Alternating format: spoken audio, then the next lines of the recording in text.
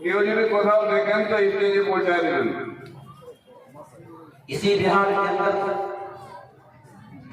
एक महीना भी नहीं हुआ होगा सीमान के अंदर मेरा प्रोग्राम।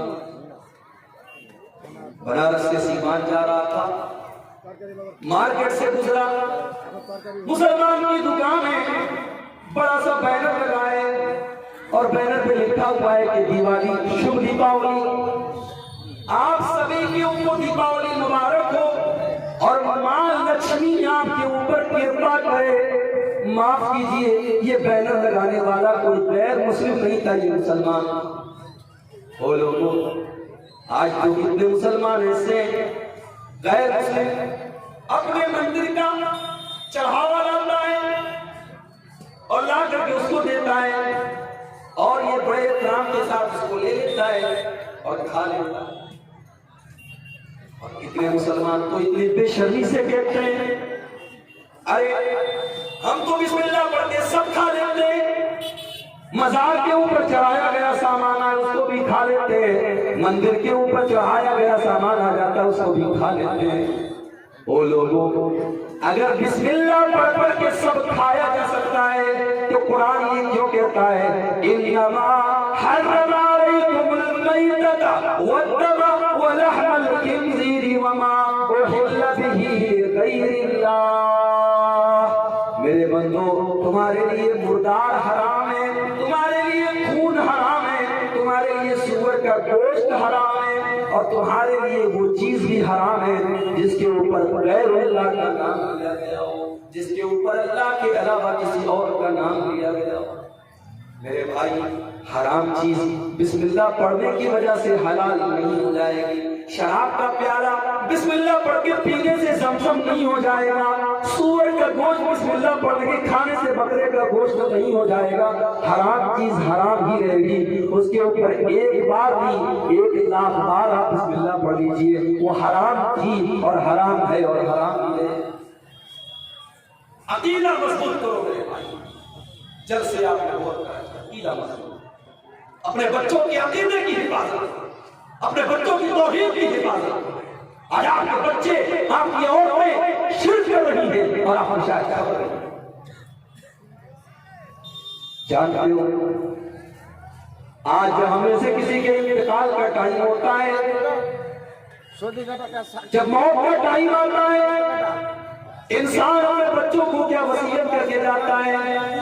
जमीन जायदाद की वसीयत करके जाता है, प्रॉपर्टी की वसीयत करके जाता है। वो लोगों, अल्लाह का एक नबी था, उसका नाम था याकूब अलैहिस्सलाम। उनके 12 बेटे थे, 12 बेटे हज़रत याकूब अलैहिस्सलाम का आखिरी टाइम है। बिस्तर के चारों तरफ उनके 12 बेटे खड़े हुए हैं और याकूब अलैहिस्सलाम की मौत का टाइम है और 12 बच्चों को क्या वसीयत करके जा रहे हैं? जरा कुरान उठा करके देखो। हम कुंतुम शुहदा इज़ हज़रा याकूब अल-मौत इज़ क़ाला लिबनीही मा ताबुदून मिन बादी क़ालू नअबुदु इलाहक व इलाह आबाइका इब्राहीम व इस्माईल व इसहाक़ इलाहन वाहिदा व नहनु लहू मुस्लिमून। मेरे बंदों, याकूब का आखिरी टाइम है और अपने 12 बेटों से हजरत याकूब मरने के टाइम में पूछ करके जाते हैं, ऐ मेरे बच्चों, तुम मेरे बाद किसकी इबादत करोगे? किसके आगे अपना माथा झुकाओगे? किससे तुम दुआ करोगे? किसके नाम की तुम कसम खाओगे? आजकल ये भी बड़ा मसला है, औरतें बच्चे की कसम खा लेते हैं, बहुत सारे नौजवान लड़के अपनी बीवी की कसम खा लेते हैं, अपने महबूब की कसम खा लेते हैं। अल्लाह के अलावा किसी और की कसम खाना भी हराम है। नहीं खा सकते आप बच्चे की कसम, नहीं खा सकते आप बीवी की कसम, बाप की कसम, माँ की कसम। कसम सिर्फ और सिर्फ अल्लाह की खाई है। और मसला याद रखो, कसम तो कुरान की भी नहीं खानी चाहिए। मैं बड़े क्लियर अंदाज में कह रहा हूं, कुरान की कसम भी नहीं खानी चाहिए। क्यों? क्योंकि हमारे यहाँ जब कुरान की कसम खाते हैं लोग तो कुरान हाथ में लेके कसम खाते हैं। बोलो भाई, है कि नहीं? 2 भाई में झगड़ा हो गया, جھگڑے کو حل کرنے کے لیے کیا کیا؟ چل قرآن کی قسم کھاتے ہیں، قرآن کے اوپر ہاتھ رکھ کر کے دونوں قسم کھاتے ہیں۔ علماء نے صاف لکھا ہے اگر آپ قرآن کی قسم کھاتے ہیں تو قسم کھانا جائز ہے، مگر قرآن کو ہاتھ میں لے کر کے قسم کھانا غلط ہے۔ آپ کو اللہ کی قسم کھانا چاہیے، آپ کو قرآن کو پکڑ کر کے قرآن پر ہاتھ رکھ کر کے قرآن کی قسم بھی نہیں کھانی چاہیے۔ ماں کی قسم آپ نہیں کھا سکتے، باپ کی قسم آپ نہیں کھا سکتے، بیوی کی قسم آپ نہیں کھا سکتے، بچوں کی قسم آپ نہیں کھا سکتے۔ یعقوب علیہ السلام اپنے بچوں سے سوال کر رہے ہیں کہ میرے مرنے کے بعد تم کس کی عبادت کرو گے بتاؤ۔ یعقوب علیہ السلام کے 12 بیٹے جواب دیتے ہیں نعبد الہک و الہ آبائک، اے ابا جان ہم آپ کے رب کی عبادت کریں گے اور اپنے باپ دادا کے رب کی عبادت کریں گے، ہم ایک اللہ کی عبادت کریں گے، ہم اللہ کے ساتھ کسی کو شریک نہ کریں گے۔ چلنے والوں باپ ڈوگرا ایئرپورٹ آپ کے یہاں سے قریب، سلی گڑی آپ کے یہاں سے قریب ہے، دارجلنگ آپ کے یہاں سے قریب ہے۔ کبھی ایسا بھی ہوا ہوگا گرمی کا موسم ہے، آپ کا جی چاہا آپ نے بچوں اور فیملی کو لیا اور آپ دارجلنگ کی سیر کرنے چلے گئے، سلی گڑی کی سیر کرنے چلے گئے، آپ کلکتہ کی سیر کرنے چلے گئے۔ ہم گھومنے جاتے ہیں، ہم تفریح کرنے جاتے ہیں، ہم انٹرٹینمنٹ کرنے جاتے ہیں تو اپنے بچوں کو لے کر کے جاتے ہیں، اپنی بیوی کو لے کر کے جاتے ہیں، اپنے پریوار کو لے کر کے جاتے ہیں۔ قرآن کیا کہتا ہے یا ایھا الذین آمنوا قوا انفسکم واہلیکم نارا، اے ایمان والو اپنے آپ کو اور اپنے پریوار کو، اپنی فیملی کو، اپنے گھر والوں کو، اپنے بیوی بچوں کو جہنم کی آگ سے بچاؤ۔ جہنم کی آگ کیا آپ یہ پسند کریں گے آپ کا بچہ آگ میں جل جائے اور آپ دیکھنے کے نہیں دیکھ سکتے؟ ارے آگ میں جلنا بڑی دور کی بات ہے، آپ یہاں جلسے میں بیٹھے ہیں، بچہ آپ کا روڈ پر ہے، بائک سے ٹکر لگی، بچے کو ہلکی سی چوٹ آ گئی، آپ کو پتا چلے گا آپ دوڑ کے بھاگتے جائیں گے، ماں کو پتا چلے گا ماں دوڑ کے بھاگتی جائے گی، اس کا دوپٹہ کہیں جا رہا ہے، اس کا کپڑا کہیں جا رہا ہے، مگر وہ پہلے بچے کی چنتا کرے گی، بچے کی۔ وہ لوگوں اپنے بچوں سے اتنا پیار کرتے ہو، اپنی فیملی سے اتنا پیار کرتے ہو، اللہ کہتا ہے قوا انفسکم واہلیکم نارا، اے ایمان والو اپنے پریوار کو، اپنی فیملی کو، اپنے بیوی بچوں کو جہنم کی آگ سے بچاؤ۔ ان کی آخرت کی فکر کرو، ان کے عقیدے کی فکر کرو، ان کی نماز کی فکر کرو، اپنی بیٹیوں کے پردے کی فکر کرو، اپنے بچوں کے عمل کی فکر کرو۔ آپ کا بچہ ڈاکٹر بن جائے آپ خوشی سے بھولے نہیں سمجھ، آپ کا بیٹا انجینئر بن جائے آپ کی خوشی کا کوئی ٹھکانہ نہیں ہے، آپ کی بیٹی امتحان میں پاس ہو جائے آپ کی خوشی کا کوئی ٹھکانہ نہیں ہے۔ میرے پیارے ساتھیوں جب اپنے بچوں کی دنیا میں کامیابی پر ہم خوش ہو جاتے ہیں، سوچو کل اللہ کی بارگاہ میں جب اللہ ہم سے یہ کہے گا عبدالغفار صاحب آپ کو جنت میں جائیں گے، آپ کی بیوی بھی جنت میں جائے گی، آپ کا بیٹا بھی جنت میں جائے گا، آپ کی بیٹی بھی جنت میں جائے گی، آپ کے بچوں کا نام لے کر جب اللہ کے فرشتے اعلان کریں گے کہ وہ سب کے سب جنت میں جائیں گے، آپ کتنے خوش ہو جائیں گے۔ میرے بھائیوں اپنے ساتھ ساتھ اپنے بچوں کو جنت میں لے جانے کی فکر کرو۔ اسی لیے اللہ کے نیک بندے دعائیں کرتے ہیں ربنا هب لنا من ازواجنا وذرياتنا قرة اعين واجعلنا للمتقين اماما، اے ہمارے پروردگار تو ہمارے بیوی بچوں کو ہماری آنکھوں کی ٹھنڈک بنا دے، ہمارے دل کا سکون بنا دے، اے اللہ ہمارے بچوں کو اتنا نیک بنا دے، ہماری بیویوں کو اتنا نیک بنا دے، جب بھی ہم ان کو دیکھیں ہمارے دل کو ٹھنڈک مل جائے، ہمارے دل کو سکون مل جائے۔ شوہر سگریٹ پیتا ہے، مولوی صاحب تقریر کرتے کرتے تھک گئے، شوہر کی سگریٹ نہیں چھوٹ رہی ہے، لیکن میری ماں بہنوں اللہ تعالیٰ نے آپ کو یہ شکتی دی ہے، آپ کو یہ طاقت دی ہے۔ شوہر آپ کے پاس آیا، آپ نے شوہر کا ہاتھ پکڑ لیا، آپ نے کہا مجھ سے محبت کرتے ہو کہ نہیں کرتے ہو؟ شوہر کہنے لگا اے میری بیوی میں تو تیرے لیے جان بھی دے سکتا ہوں، میں تو تیرے لیے چاند تارے بھی توڑ کے لا سکتا ہوں۔ بیوی کہنے لگی چاند توڑنے کی کوئی ضرورت نہیں ہے، تارے لانے کی کوئی ضرورت نہیں ہے، میرے لیے اگر آپ کو کچھ چھوڑنا پڑے تو کیا آپ چھوڑیں گے کہ نہیں چھوڑیں گے؟ اے میری بیوی تو بتا تو صحیح، میں تیرے لیے دنیا بھی چھوڑ سکتا ہوں۔ دنیا نہیں چھوڑنی ہے آپ کو، بس ایک بری عادت چھوڑ دینی ہے۔ اے میرے سرتاج، اے میری زندگی کے مالک، اے میرے شریک حیات، اے میرے ہمسفر، آپ کو اپنی سگریٹ کی عادت چھوڑ دینی ہے۔ بیوی نے شوہر کا ہاتھ پکڑا، آنکھوں میں آنسو لا کر کے شوہر سے یہ مطالبہ کر دیا جو کام مولوی کی تقریر نہ کر سکی، جو جلسے نہ کر سکے، جو پروگرام نہ کر سکے، اگر بیوی چاہے تو اس کی آنکھوں کے چند آنسو اپنے شوہر سے مقام کروا سکے۔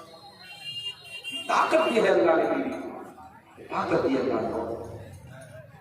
میری پیاری ماں بہنوں، شوہر نماز نہیں پڑھتا، آپ کی نیند کھلی، صبح کے 5 بج رہے ہیں، حی علی الصلاۃ کی آواز آ رہی ہے، کچھ نہیں کرنا ہے آپ کو۔ شوہر کا پیر پکڑ کے بڑے پریم سے، بڑے پیار سے شوہر سے کہیے اٹھ جاؤ، نماز کا ٹائم ہے، اٹھ جاؤ، نماز جلدی سے پڑھ لو۔ شوہر نے جا کر کے نماز پڑھ لیا۔ اللہ کی قسم شوہر کو نماز کا ثواب تو ملے گا ملے گا۔ تو میری پیاری ماں بہنوں، اگر آپ کے کہنے پر اور آپ کے پیر دبا کر کے اٹھانے پر اگر شوہر مسجد میں جاتا ہے تو اس نماز کا پورا پورا ثواب آپ کو ملے گا۔ اللہ کے پیارے نبی فرماتے ہیں من دل علی خیر، جو کسی کو کوئی نیکی کی بات بتاتا ہے فلہ مثل اجر فاعلہ، تو نیکی کرنے والے کو جتنا ثواب ملے گا اتنا بتانے والے کو بھی۔ پریوار کو ایسا بنا دے۔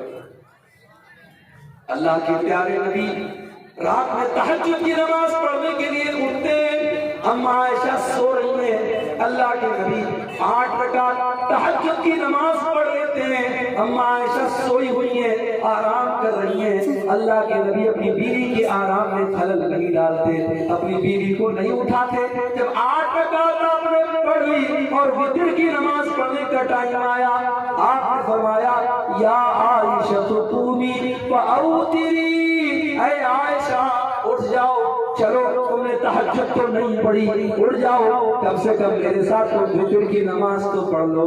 اما عائشہ اٹھتی ہیں، وضو کرتی ہیں، اللہ کے نبی آگے کھڑے ہو جاتے ہیں، اما عائشہ پیچھے کھڑی ہو جاتی ہیں، اللہ کے پیارے نبی وتر کی نماز پڑھا رہے ہیں، اما عائشہ پیچھے وتر کی نماز پڑھ رہی ہیں۔ وہ لوگوں، ایک مسلمان کا گھر تو ایسا ہونا چاہیے، ایک مسلمان کا پریوار تو ایسا ہونا چاہیے۔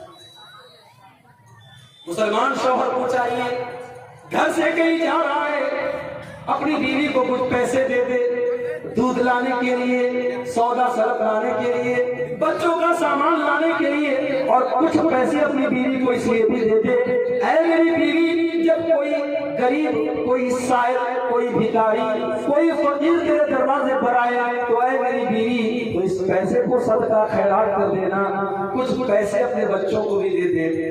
گھر میں بیٹھا ہوا ہے، دروازے پر کوئی فقیر آیا، اپنے بچوں کے ذریعے بھی ان فقیروں کی مدد کروائے تاکہ بچوں کے دل میں بھی یہ جذبہ پیدا ہو۔ مدرسے کا جلسہ ہے، جلسے میں آیا ہے، کچھ چندے کا پیسہ اپنے بچوں کے ذریعے بھی چندے میں دلوائے تاکہ بچے کے دل میں بھی چندے کی محبت پیدا ہو، مدرسے کی محبت پیدا ہو۔ وہ لوگوں، جس طریقے سے آپ اپنے بچوں کی دنیا کی فکر کرتے ہیں اسی طریقے سے ان کی آخرت کی فکر۔ پریشان ہیں، کیوں پریشان ہیں؟ کیونکہ ہم اور آپ اللہ کے دین سے دور ہو چکے، توحید ہم نے قرآن کو لپیٹ کر کے رکھ دیا ہے۔ موبائل کے اوپر کوئی ایک میسج آ جاتا ہے، ہم بے چین ہو جاتے ہیں، جب تک واٹس ایپ کھول کر کے چیک نہ کرنے ہمیں چین نہیں ملتا۔ دن بھر میں 50 بار واٹس ایپ چیک کرتے ہیں کس کا میسج آیا ہے، کہیں ایسا تو نہیں کہ کسی خاص دوست کا میسج آیا ہے اور ہم دیکھ نہ سکے۔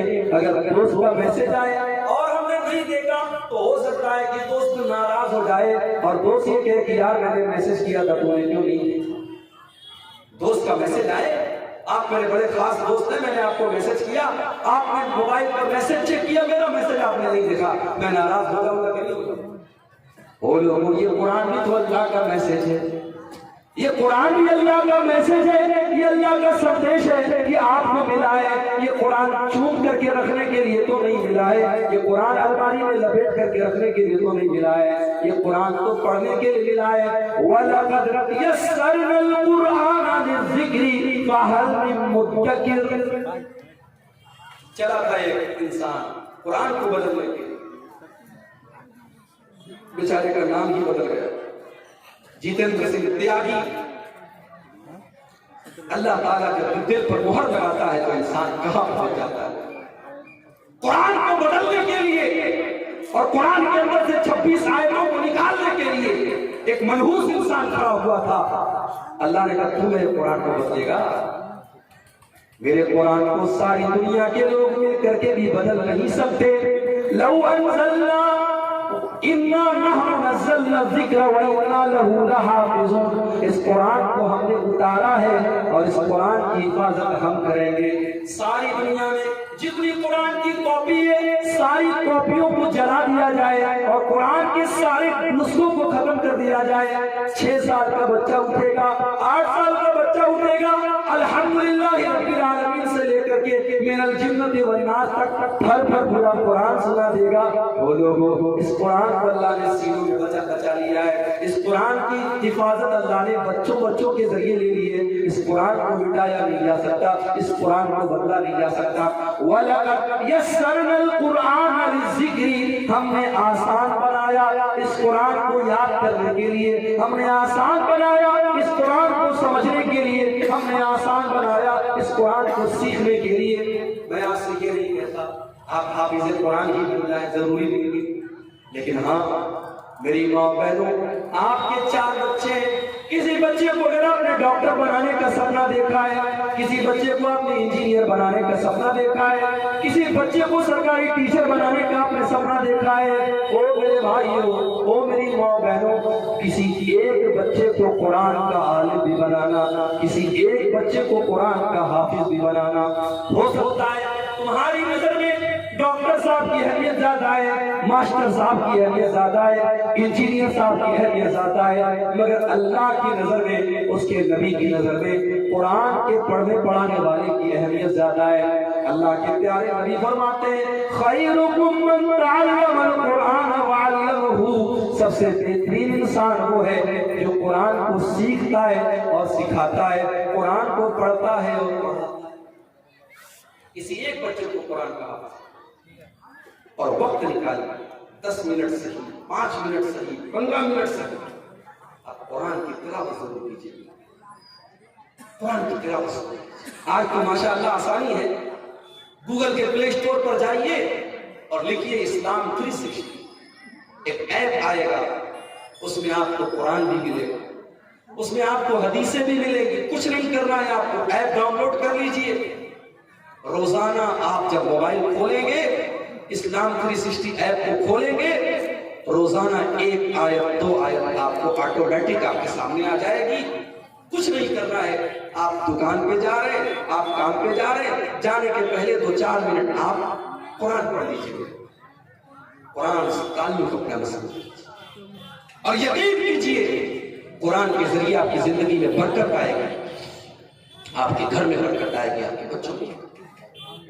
1-2 چیزیں اور بیان کر کے بات ختم کروں کیونکہ 12 بج رہا ہے اور مجھے بڑی معذرت کے ساتھ مجھے ابھی فوراً نکلنا ہے، پورنیہ جانا ہے، جہاں سے مجھے جو ہے ٹرین پکڑنی ہے آگے کے سفر کے لیے۔